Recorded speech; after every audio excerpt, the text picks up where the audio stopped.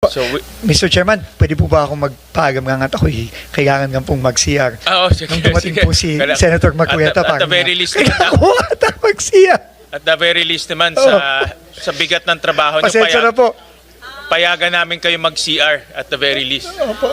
Secretary, napakaganda yung tanong ni Senator Erwin kasi kung yung title nga ay generic at may discretion yung district engineer, pwede nga niyang sirain yung ayos na kalsada. Dahil pareho lang yung title kasi generic eh. Hindi mo naman ma-pinpoint kung nasaan yun. Kung kahabaan yun is 10 kilometers, saan doon ang gagawin. No?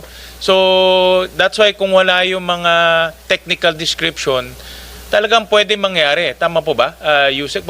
Secretary, pwede mangyari talaga dahil may discretion siya na sirain niya yung ayos na kalsada. Pwede po. Hindi lang po pwede. I think nangyayari na po yan in the past.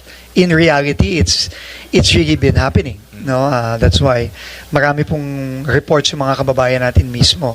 And I'm sure marami pong pinadating kay Senator Tulfo, no, na mga ganito kasi nangyayari po talaga. So with itong ginawa nating mayroon ng technical description, hindi na maulit to, Senator Erwin, kasi meron ng technical description. Yes, I trust Secretary Vince Dizon. Kasi sabi I hope hindi na maulit. Sabi ko kasi parang common practice ito before eh. Parang yung mga tao, kahit nung bata pa ko, kaayos lang, sira na naman, sinira na naman, wala namang crack, wala namang kwan.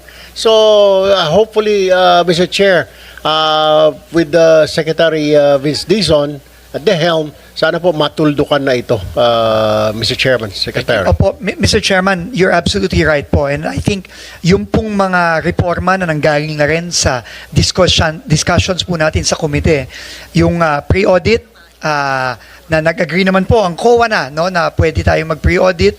Ikagawa, yung pong, ito pong station limits na very transparent po sa line item ng budget na klaro na ito ay ginagawa itong stasyon na to hanggang dito sa stasyon na to. At ikatlo po yung magiging guidelines natin on reblocking na pwede kang mag-reblocking kapag na-fulfill itong criteria na ito. Tingin ko po yung tatlong reforma po yun tingin ko halos imposible na po siguro nilang madaya pa ito na sa mga susunod na mga taon na susunod na buwan, susunod na taon. Thank you.